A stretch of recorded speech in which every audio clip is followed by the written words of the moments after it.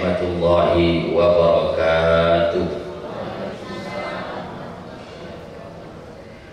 Alhamdulillah wa kafa, wassalatu wassalamu ala asyrafil anbiya'i wal mursalin Sayyidina Muhammadin wa ala alihi wa ashabihi ajma'in.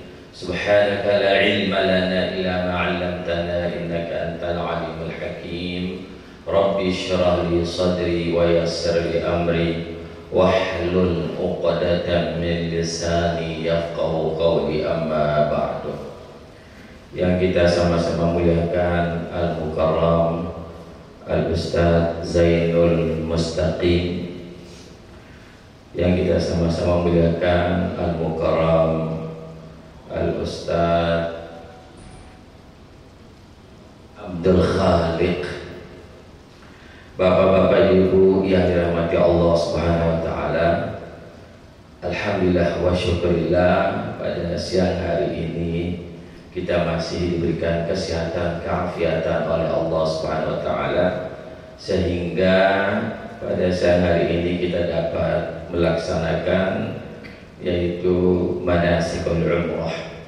Salawat serta salam tak lupa kita aturkan kepada junjungan kita Nabi besar Muhammad sallallahu alaihi wasallam.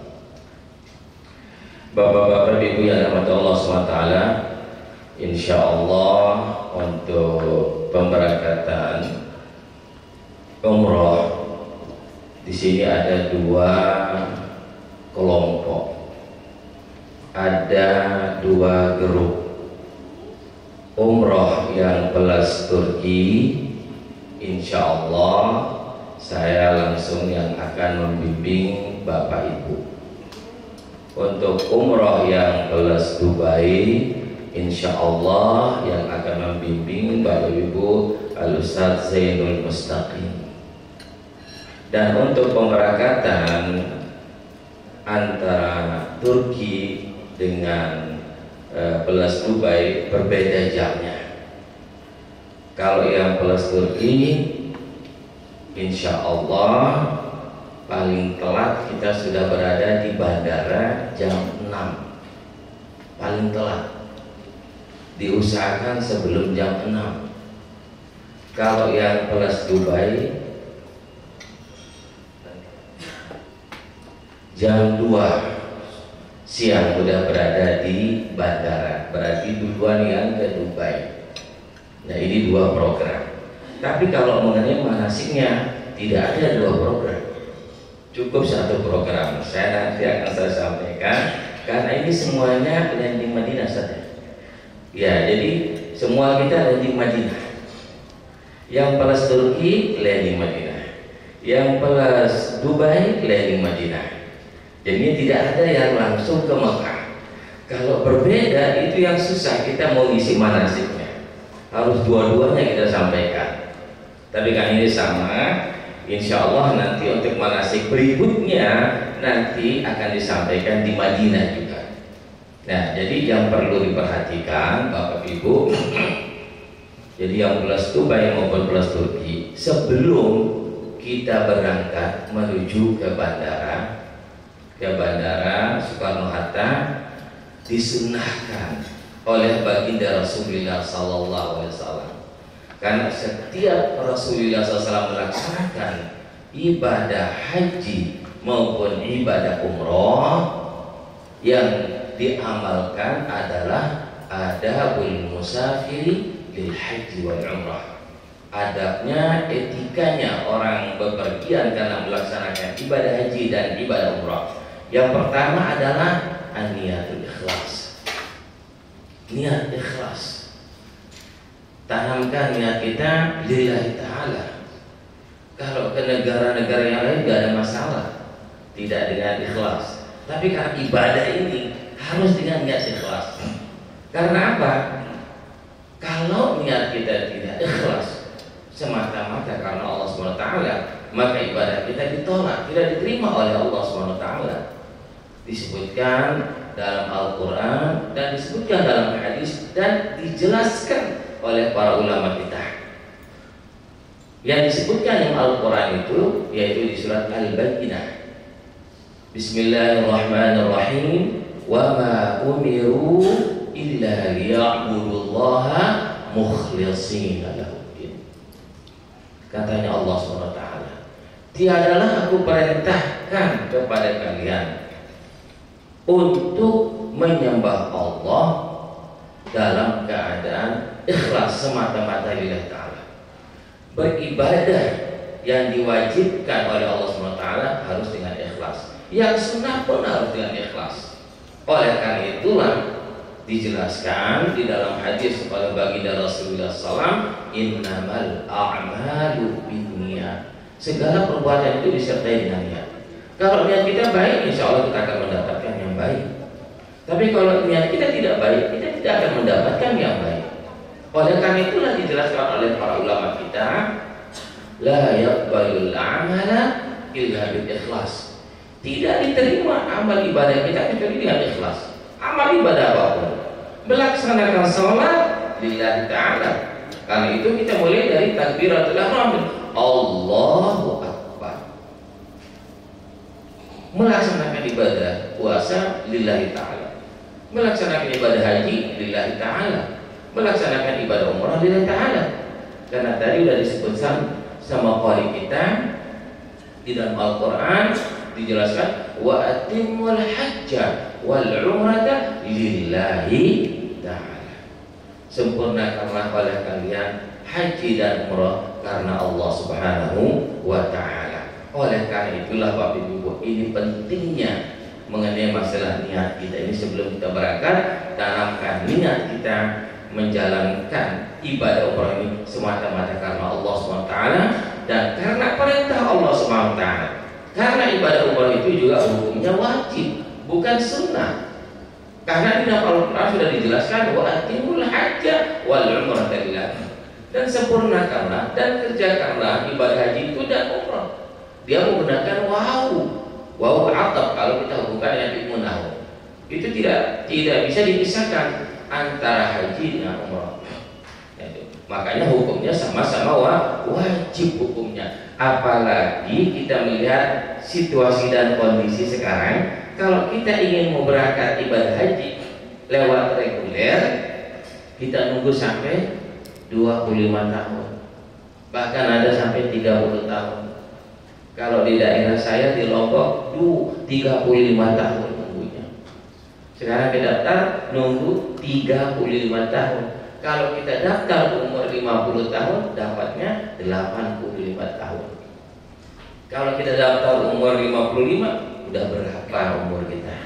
Oleh karena itulah, alhamdulillah wa syukurillah, jadi ada jalan keluarnya. Kalau kita tidak dapat melaksanakan ibadah haji, ya sudah kita mendapatkan melaksanakan ibadah umroh. Termasuk udah hukumnya wajib melaksanakan salah satu daripada haji dan umrah ini.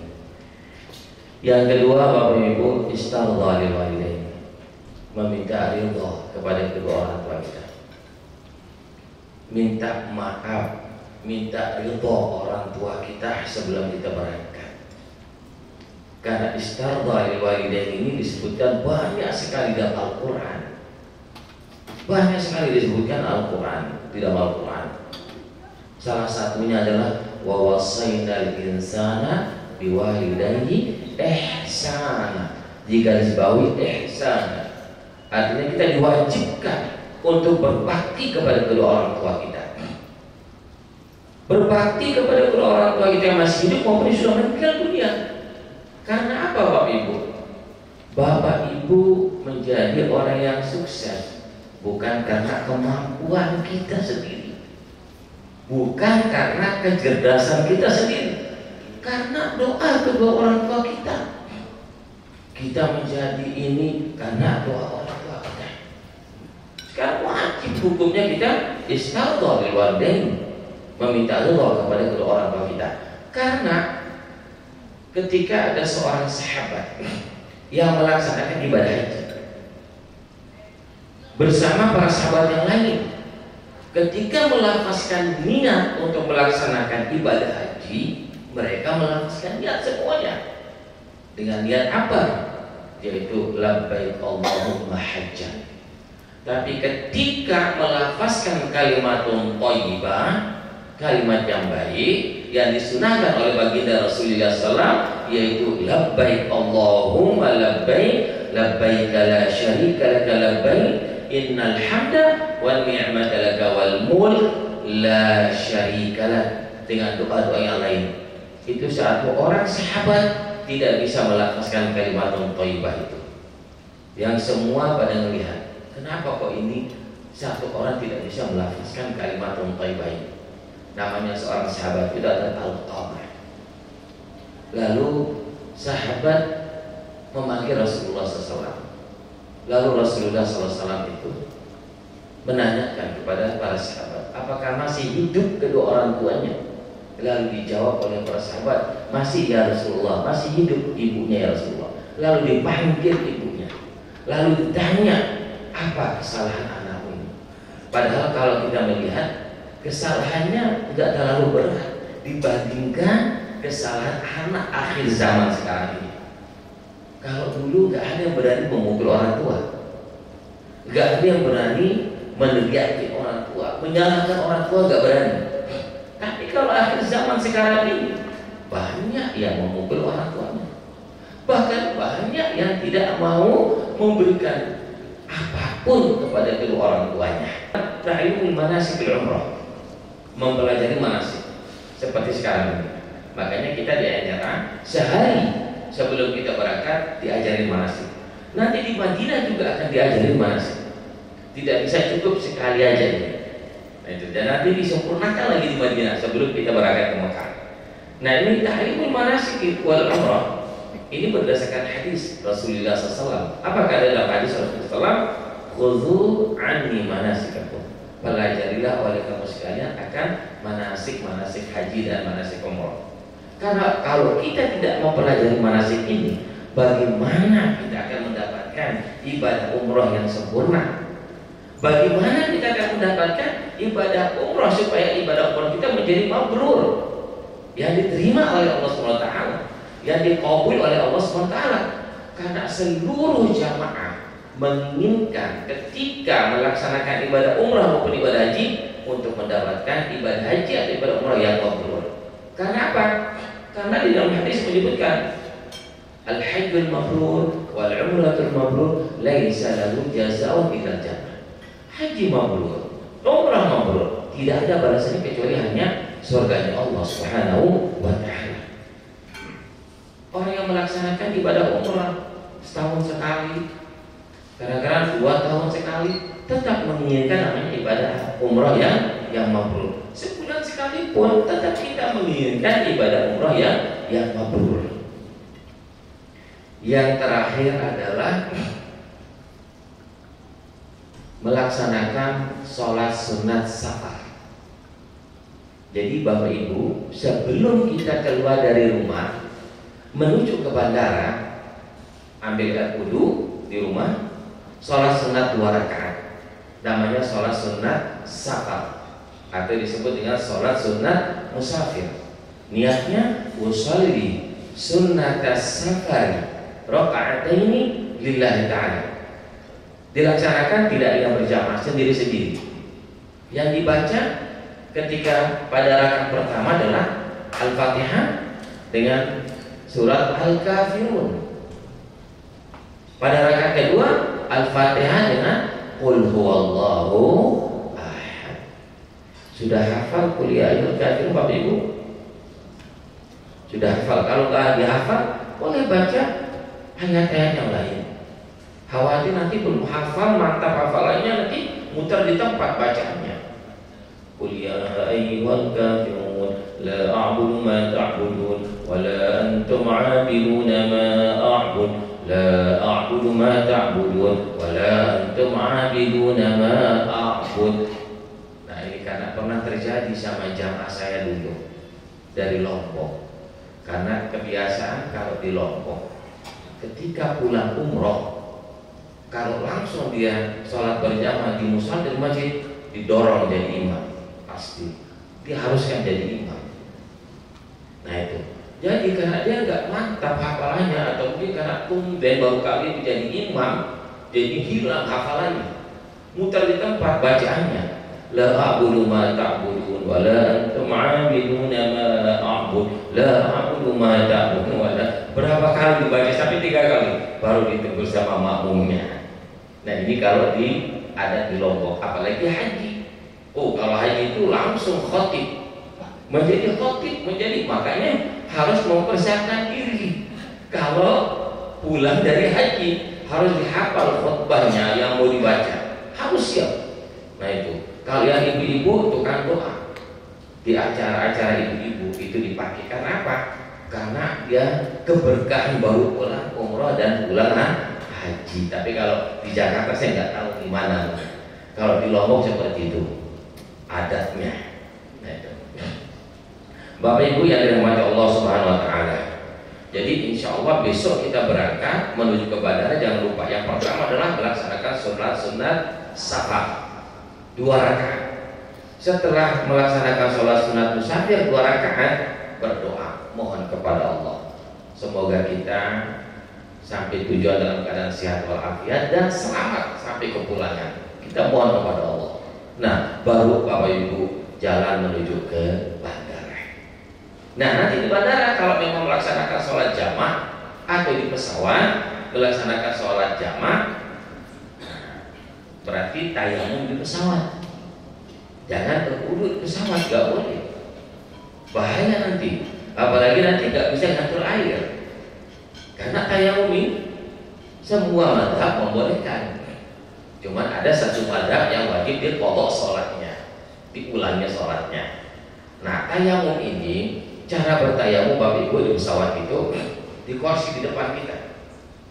Memang di dalam hukum fikih disebutkan dorbataini, 2 kali pukulan kalau artinya menurut bahasa. Tapi jangan dipukul kursi di depan Bapak Ibu. Nanti yang dulu di depan nanti kaget nanti. Cukup disentuh aja. Disentuh kursi di depan, diusap mukanya. Ini sentuhan yang pertama. Terus sentuhan yang kedua, tangannya. Jangan diusap kakinya sama telinganya. Nah, ini hanya 2 yang diusap, muka dan kedua tangan. Karena ini jarang kita amalkan, jarang sekali. Kecuali bagi orang yang melaksanakan ibadah haji seperti ibadah umroh. Kalau musafir di luar daerah kayaknya jarang dikerjakan yang mengenai masalah tayamum. Dan orang sakit pun jarang. Nah ini makanya langka, ini ibadah yang langka. Hanya kita bisa amalkan nanti ketika kita berada di pesawat. Tetapi kalau yang berangkat siang berarti sudah sholat zuhur di bandara di jamak qashar. Nanti di jamak qashar di ruang tunggu Bapak Ibu yang ke Dubai. Di bandara sholatnya zuhur 2 rakaat, asar 2 rakaat. Yang berangkat ke Turki, nah nanti jamak maghrib dengan isya nanti di bandara kita. Isya 2 rakaat, maghrib berapa rakaat? Oh saya kira 1,5. 3 ya. Jadi kalau takdim yang punya waktu dulu kita dahulukan sholat maghrib dulu 3 rakaat, habis salam jangan diselingi dengan sholat sunat apapun, langsung berdiri untuk melaksanakan sholat isya 2 rakaat. Nah insya Allah mungkin subuh kita sampai di Turki, berarti nanti subuhnya kita sholat di Turki insya Allah. Apalagi sekarang mohon maaf Bapak Ibu musim dingin katanya, di Turki harus bawa jaket yang ke Turki. Kalau di Dubai mungkin masih cuaca sampai kayak di Mekah ya, masih panasnya kayaknya sama. Kalau Turki berbeda. Nah jadi umroh nanti kita akan melaksanakan umroh itu ketika kita berada di Madinah Bapak Ibu. Ini sama antara Turki dengan Dubai. Nanti di Madinah kita mengambil miqat. Mengambil miqat itu artinya tempat kita akan berniat melaksanakan ibadah umroh. Nah, jadi yang pertama itu yang perlu diperhatikan dalam hukum ibadah umroh itu ada 3. Pertama adalah rukun umroh. Yang kedua wajibnya umroh. Yang ketiga sunnahnya umroh. Ini kalau udah dihafal yang 3 itu insya Allah mudah. Tapi walaupun tidak dihafal diingatkan aja. Kalau lupa tanya kan langsung sama sama ustadznya, pembimbingnya. Yang kita tanyakan langsung ke saya, yang kedua tanyakan langsung sama Ustaz Zainul Mustaqim mengenai masalah hukum umroh. Jadi yang pertama, rukun itu tidak boleh ditinggalkan. Rukun umroh wajib harus dikerjakan. Apabila salah satunya ditinggalkan rukun umroh itu, maka umroh kita tidak sah. Layanannya dengan wajib. Kalau wajib umrah ditinggalkan boleh, tapi wajib membayar atau yang disebut dengan fidyah juga. Kepada sunnahku, kata Nabi, falaysa minni, bukan kelompokku, bukan umatku, kata Nabi. Nah, oleh karena itulah Bapak Ibu, jangan sampai kita meninggalkan sunnah-sunnah. Sunnah dalam hal melaksanakan sholat maupun sunnah-sunnah dalam hal melaksanakan ibadah umrah. Nah, jadi rukun umrah yang pertama adalah an-niyatu ma'al ihram, berniat beserta memakai pakaian ihram. Niat memakai pakaian ihram. Kalau Imam Syafi'i memisahkan antara niat dengan pakaian ihram. An-niyatu pertama, al-ihram yang kedua. Tapi imam mazhab yang lain itu an-niyatu ma'al ihram, niat beserta memakai pakaian ihram. Nah, kalau untuk bapak-bapak hanya dua yang nilai ihram, bawah atas tidak boleh memakai apapun. Pakai celana tidak boleh, memakai baju kaos tidak boleh, memakai kopiah tidak boleh. Nah ini, makanya hati-hati bapak-bapak ini memakai ihram, harus benar-benar kuat pakaian ihramnya. Jangan terlepas di tengah jalan nanti atau di tempat tawaf. Kadang-kadang ada jamaah yang belum selesai umroh mau mencoba Hajar Aswad. Ini jangan. Nanti kalau sudah selesai umroh kita, sudah tahallul, silakan mau mencium Hajar Aswad. Jangan sebelum selesai Bapak Ibu, karena di situ ada wangi-wangiannya. Kita memegang wangi-wangiannya, berarti kita melanggar larangan ihram.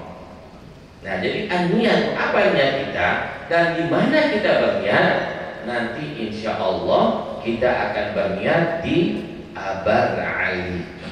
Tapi jamaah Indonesia nyebutnya Bir Ali. Itu Bir Ali. Kalau kita bilang Abiyah atau Abar Ali sesuai dengan kitab, orang bingung. Kebanyakan orang nyebutnya Bir Ali. Tapi jangan dipisahkan kalimatnya Bir Ali, salah nanti artinya. Bir Ali gitu.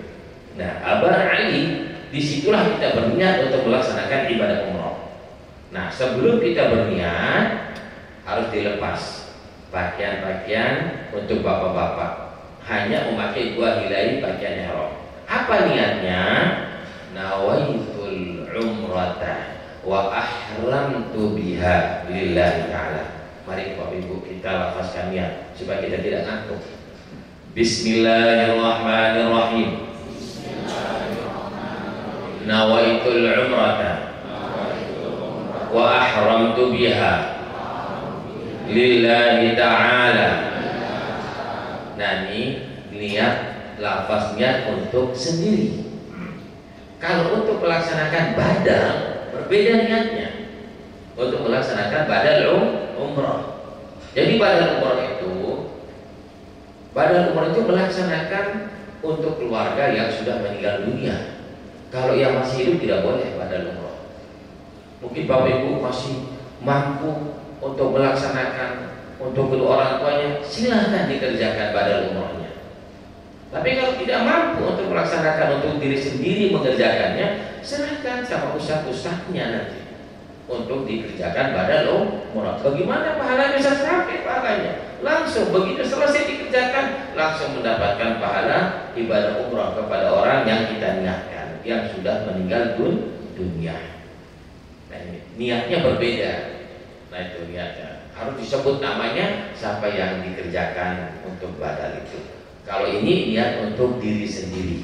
Nah, setelah kita berniat, berarti larangan-larangan sudah mulai berlaku, sudah tidak boleh dilanggar larangan-larangan itu.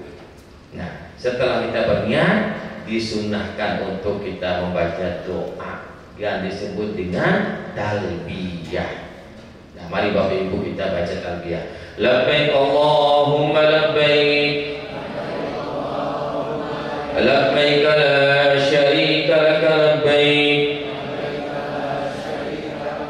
innal hamda wan ni'mata laka wal mulk la syarika lak, labbaik Allahumma labbaik,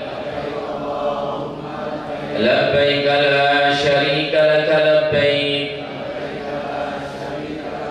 innal hamda wan ni'mata laka wal mulk la syarika lak, labbaik Allahumma labbaik,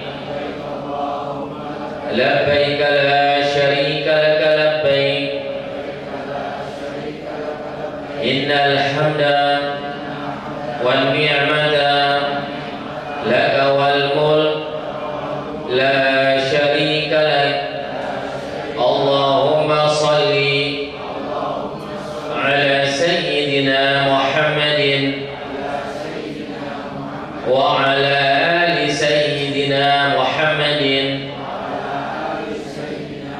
Allahumma inni as'aluka ridhaka wal jannah wa a'udzu bika min sakhatika wan nar. Rabbi ighfirli wa liwalidayya warhamhuma kama rabbayani shaghira.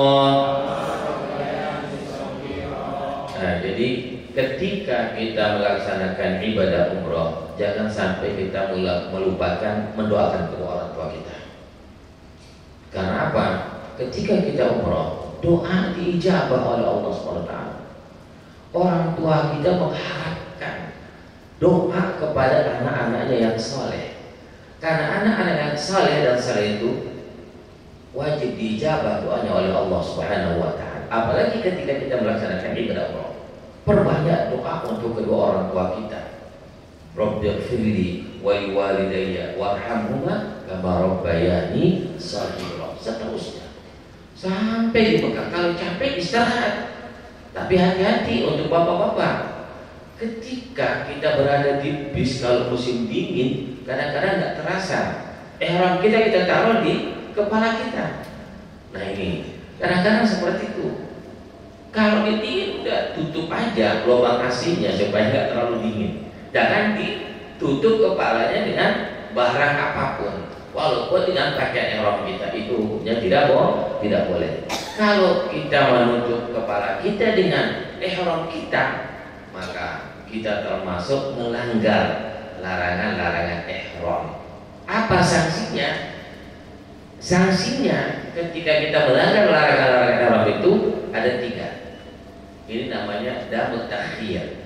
Damut takhir artinya memilih antara salah satu yang 3 ini. Yang pertama adalah yaitu memberi makan 6 orang fakir miskin. Memberi makan 6 fakir miskin. Nah, kalau Bapak Ibu misalnya nggak tahu tempatnya untuk memberikan makan fakir miskin, serahkan sama ustadznya. Ini Pak Ustadz, ini saya tadi melanggar, tolong dibelikan dan dibagi kepada 6 fakir miskin. Yang pertama. Yang kedua, berpuasa 3 hari. Yang ketiga, yang jarang diambil sama jamaah, seluruh jamaah. Saya membimbing jamaah itu mulai dari 2008 di NRA. Gak pernah jamaah mengambil yang ketiga ini. Apa? Yaitu membeli 1 ekor kambing. Pasti yang nomor 1 yang diambil sama jamaah, yaitu memberi makan 6 fakir miskin. Kalau memberi makan itu 1 nasi kotak yang cukup itu sekitar kalau tidak salah 15 rial. Berarti kalau 6 berapa jadinya?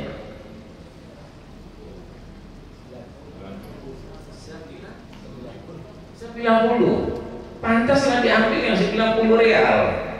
Iya, padahal saya suruh jamaah, ini aja ambil Pak. Saya bilang ini banyak nanti yang makan fakir miskin. Ah, nggak mau Pak Ustaz, nomor 1 aja udah.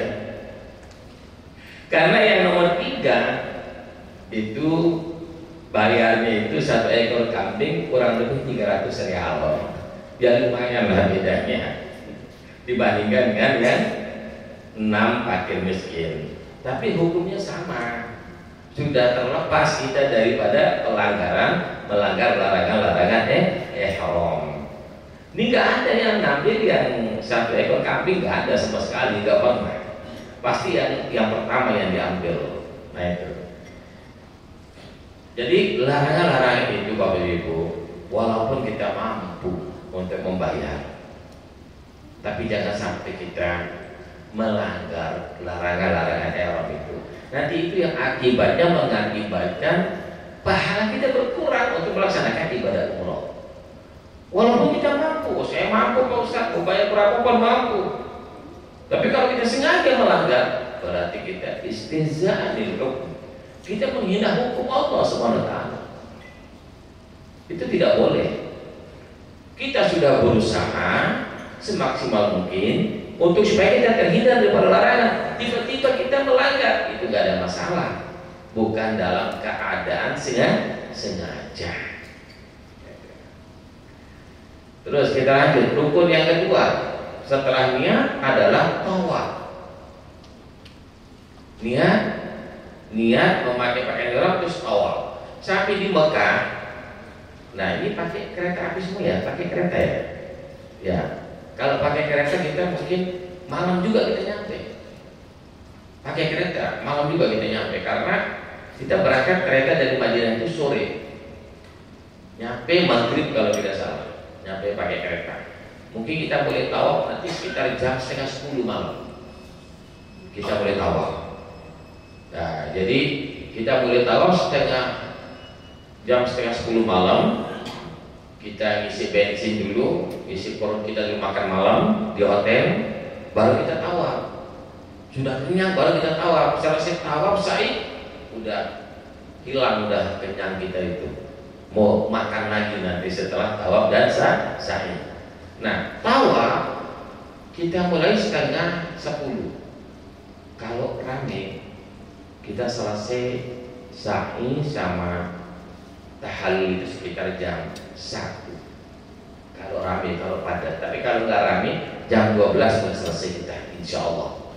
Jam 12 sudah selesai. Kembalikan lagi ke depan. Kenapa kita mengambil mazhab, caranya mazhab ini? Karena nanti ketika kita tawaf, kita bersentuhan antara kulit laki-laki dengan kulit perempuan tanpa menggunakan lapis, itu hukumnya batal kalau menurut Imam Syafi'i. Tapi kalau menurut mazhab yang lain tidak batal. Tapi ingat Bapak Ibu, jangan fanatik sama Imam Syafi'i nanti.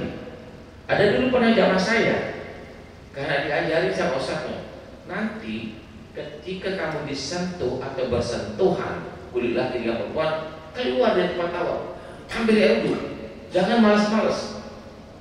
Pada waktu itu baru dapat 2 putaran. Izin sama saya, Pak Ustaz, izin Pak Ustaz. Kenapa? Saya mau wudhu lagi. Kenapa wudhu? Batal wudhu saya. Kenapa batal? Saya bilang, barusan saya disentuh. Lanjut aja tawafnya. Saya bilang, enggak, saya mau ngambil pendapat guru saya. Oh ya, silakan ambil pendapat gurunya.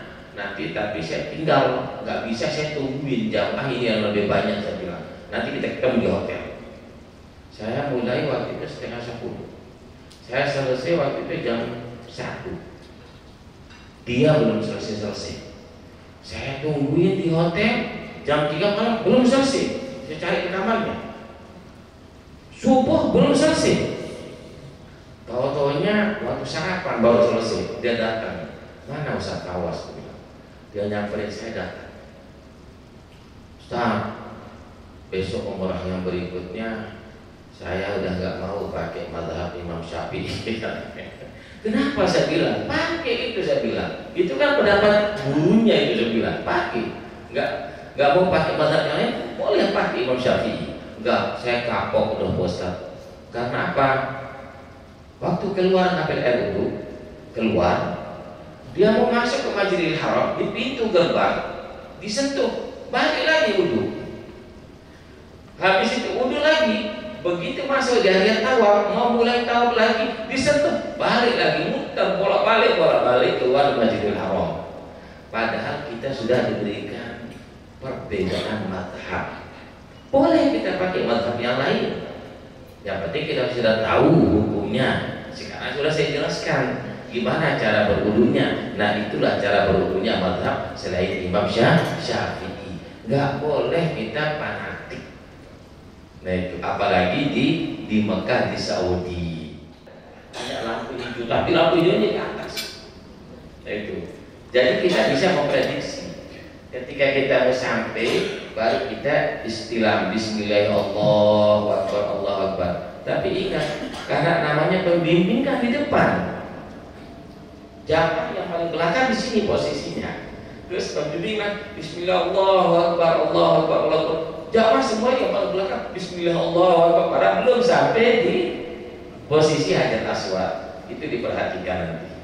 Tapi tidak ada masalah, ikut Bismillahirrahmanirrahim. Nanti lagi ketika sampai posisi ini Hajar Aswad, istilah lagi Bismillahirrahmanirrahim, Allahu Akbar. Terus disunahkan untuk mempercepat kedua telapak tangan kita. Tapi suaranya jangan terlalu besar, dan cukup kita. Ini hukumnya adalah sunnah hukumnya. Terus kita mulai dari Hajar Aswad, melewati dari makam Ibrahim. Ini makam Ibrahim. Makam Ibrahim bukan tempat kuburan Nabi Ibrahim, bekas telapak kaki Nabi Ibrahim membangun Ka'bah. Kadang-kadang banyak dilihat nanti orang India, Pakistan, orang luar dicium-cium ini kacanya, kan besi ini tidak ada manfaatnya. Yang disunahkan mencium itu adalah Hajar Aswad. Tapi banyak jamaah kadang-kadang keliru. Setelah dia mencium rukun Yamani, cerita sama Yamin, waduh saya setiap kali putaran saya cium Hajar Aswad, sampai 7 kali saya mencium Hajar Aswad. Lalu ditunjukkan yang dicium itu adalah rukun Yamani. Padahal rukun Yamani tidak disunahkan. Banyak jamaah Bapak Ibu nanti dilihat, banyak yang mencium itu. Tapi ini tidak disunahkan. Yang disunahkan ini aja, yaitu Hajar Aswad. Terus kita jalan melewati daripada apa namanya ini? Ini namanya rukun Iraqi. Terus melewati lagi ada sudut rukun Syami. Ada lagi melewati rukun Yamani. Nah, bacaan tawaf tidak ada wirid yang disunnahkan, yang diharuskan baca dari Nabi, tidak ada. Makanya Indonesia berbeda bacanya dengan orang Pakistan, India, Bangladesh, berbeda-beda bacanya. Nah, makanya Bapak Ibu, kalau tidak mendengarkan suara ustadznya pakai handset, baca Subhanallah, walhamdulillah, wala ilaha illallah, wallahu akbar. Enggak dihafal doa ini, baca Subhanallah, Subhanallah, Subhanallah, Subhanallah, alhamdulillah, alhamdulillah, alhamdulillah, Allahu akbar, Allahu akbar, Allahu akbar. Zikir, baca zikir. Sampai di rukun Yamani, Imam Syafi'i sunnah istilah, cukup bilang Bismillah Allahu akbar, tapi tidak mengecupnya. Sunnah mengangkat kedua Bismillah Allah, Imam Syafi'i, tapi imam yang lain tidak disunahkan. Dari mulai rukun Yamani di sini semua jamaah dari mana pun datangnya satu bacaannya, yaitu apa? Rabbana atina fid dunya hasanah wa fil akhirati hasanah wa qina adzabannar. Seluruh dunia pasti bacanya Rabbana atina fid dunya hasanah wa fil akhirati hasanah wa qina adzabannar. Kenapa Rabbana atina semua bacanya? Karena ini diperintahkan oleh Rasulullah SAW, disunahkan oleh Rasulullah SAW untuk membaca Rabbana atina ketika berada di rukun Yamani sampai Hajar Aswad. Ada masih sisa untuk kita sampai di rukun Hajar Aswad. Di sini Bapak Ibu niatkan hajatnya. Apa hajatnya masing-masing? Diniatkan masing-masing hajatnya. Dan karena ada ketika seorang sahabat, 3 orang. 3 orang sahabat ketika dia umroh, tawaf, Dari rukun Yamani baca Rabbana selesai, ada masih belum sampai kita ya di Hajar Aswad, disuruh niatkan hajatnya oleh Rasulullah SAW. 3 orang sahabat. Ada yang menginginkan jadi pejabat di satu negara, alhamdulillah langsung dikabul oleh Allah SWT. Niatkan hajatnya masing-masing. Yang tahu hajatnya kan bapak ibu sendiri. Jangan diceritakan hajatnya, cukup sendiri. Berdoa, niatkan apa yang dihajatkan. Insya Allah akan dikabul oleh Allah Subhanahu wa Ta'ala. Ketiga-tiganya seorang sahabat ini dikabul oleh Allah Subhanahu wa Ta'ala. Ini menjadi dalilnya. Sampai putaran kedua terus sampai dengan ke putaran ketujuh. Kita putaran ketujuh, jangan istilah lagi Bismillah, berarti mau nyambung lagi untuk tawafnya. Udah cukup kita lewatin aja. Yang ketujuh, untuk mencari tempat kita sholat sunat tawaf. Ya, sholat sunat tawaf itu niatnya usolli sunat tawafi rakaataini lillahi ta'ala. Coba kita sama-sama melafazkan Bapak Ibu. Usolli sunat tawafi rakaataini lillahi ta'ala. Itu cukup dalam artinya niat sunat tawaf 2 rakaat karena Allah SWT. Allahu Akbar. Apa saja yang disunnahkan untuk dibaca? Al-Fatihah sama Qul ya ayyuhal kafirun. Rakaat kedua Al-Fatihah dan Qul huwallahu ahad. Tahiyat selesai, salam berdoa, masing-masing berdoa. Setelah itu baru disunnahkan untuk kita minum air zam-zam. Disunahkan untuk minum air zam-zam. Kita cari tempat air zam-zam, kita minum sama-sama. Nah, nanti berdoa. Doanya itu ada di bukunya Bapak Ibu. Nah, doanya ada di buku yang diberikan sama Tirah. Setelah itu baru kita akan menuju ke tempat sa'i, rukun umrah yang keberapa? Yang ketiga atau yang keempat. Sa'i. Dari mana kita mulai sa'i? Dari Bukit Sofa. Sekarang enak Bapak Ibu. Bukit Sofa sudah pakai marmer. Waktu tahun 80 nggak ada. Saya naik pakai batu yang original langsung. Kurang-kurang kuat kita bisa kita jatuh. Waktu masih kecil saya di sana. Waktu itu dibawa sama orang tua tinggal di sana. Sebelum 78 tahun 78 itu tinggal di sana. Waktu masih original. Jadi batunya itu benar-benar kita naik kayak kita mendaki gunung, tapi gunung batu. Kalau sekarang kan enak, udah kita naik marmer udah sampai ujungnya udah pakai marmer, udah enak. Nah ini, jadi kita naik di Bukit Sofa. Sekarang kita menghadap kiblat, menghadap Ka'bah. Di situ kita disunahkan berdoa dengan doa apa? Abda'u bima bada Allahu bihi wa rasuluh. Inna safa wal marwata min sya'irillah wa man hajjal baita aw i'tamara fala junaha alaihi an yatawafa bihima wa man tatawa khairan fa inna Allah syakirun alim. Terus baca doa Bismillahirrahmanirrahim.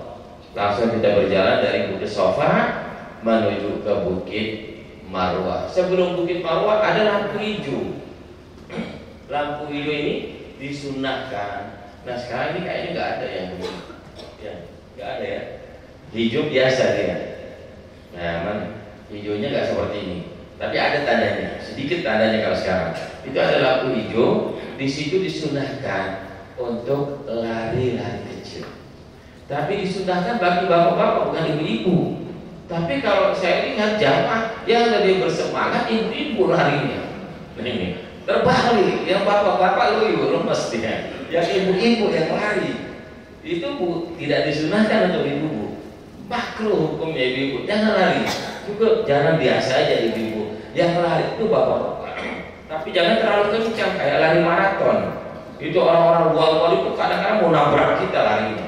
Nah, disunahkan lari-lari kecil.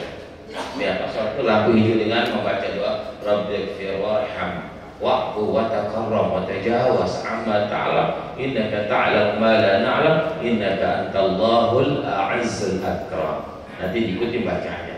Setelah itu sampai di Bukit Marwah, dihitung berapa? 1 kali putaran. Dari Bukit Marwah ke Bukit Sofa 2. Dari Bukit Sofa ke Marwah 3. Di mana kita selesai? Di Bukit Marwah.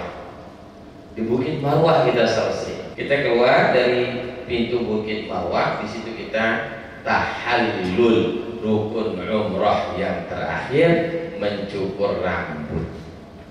Tahallul itu artinya mencukur rambut. Halal segala-galanya, udah tidak ada larang-larangan lagi. Tidak ada larang-larang melaksanakan ibadah umrah kalau sudah mencukur rambut. Tapi ingat Bapak Ibu, sebelum kita mencukur keluarga, cukur diri sendiri dulu. Jangan langsung cukur diri sendiri dulu. Nah itu. Dan juga untuk ibu-ibu, mohon maaf, jangan nyuruh ustaznya untuk cukur, nggak boleh. Itu. Jadi nanti yang mencukur ibu-ibu itu nanti suami yang bawa suami. Saya nanti akan mencukur suaminya, nanti suami yang mencukur istrinya. Ya, udah dicukur istrinya baru mencukur yang lain.